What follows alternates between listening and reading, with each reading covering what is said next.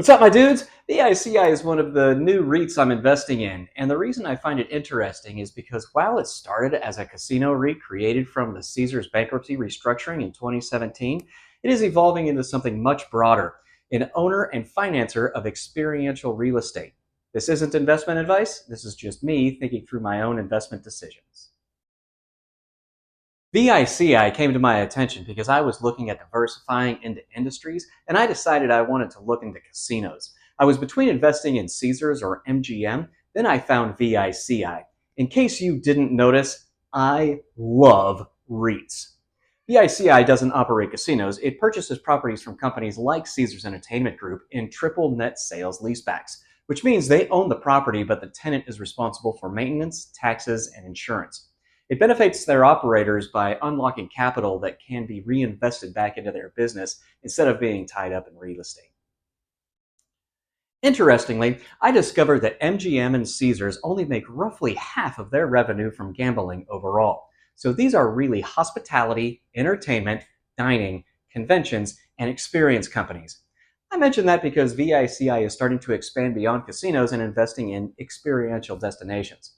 They made their first international investment in Canada in 2023 with 8 additional casinos, 4 each run by Century Casinos and Pure Canada Gaming, which shows they are willing and able to apply their model outside of the United States.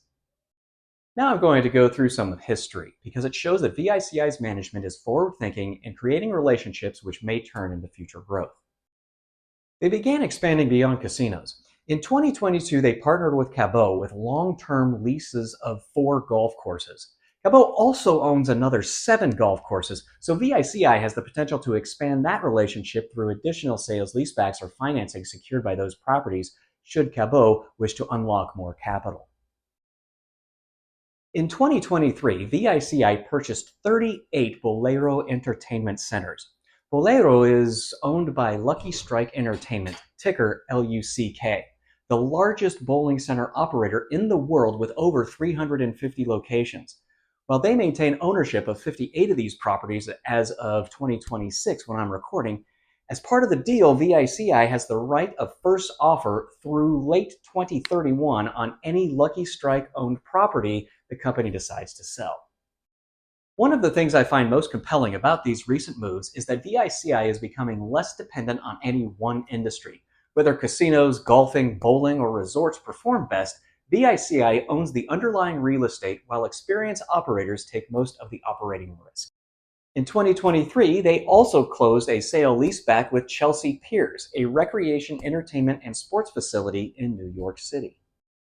2024 was one of the most exciting years for current investors. They closed a $105 million construction deal with Homefield, for which they have a call option on 4 of Homefield's properties.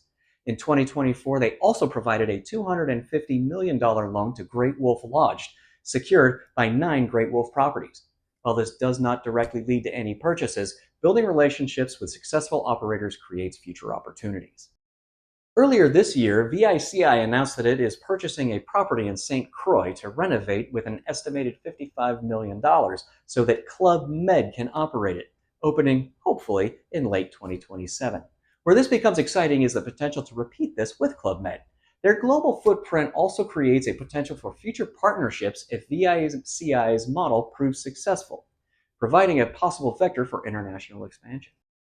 As an aside, VICI still owns some undeveloped land just outside of the Strip in Las Vegas. It may not generate income today, but it gives management additional long-term options. The move into destination opens up a lot of iconic resorts. Personally, I would love to own a piece of room 237, or 217 if you prefer. Basically, I like VICI's exposure to gaming and gambling, but I love the direction management is taking the company. As my portfolio shifts toward capital preservation and income generation, VICI still gives me exposure to long-term growth. That combination is what makes it one of the more exciting investments I've made recently.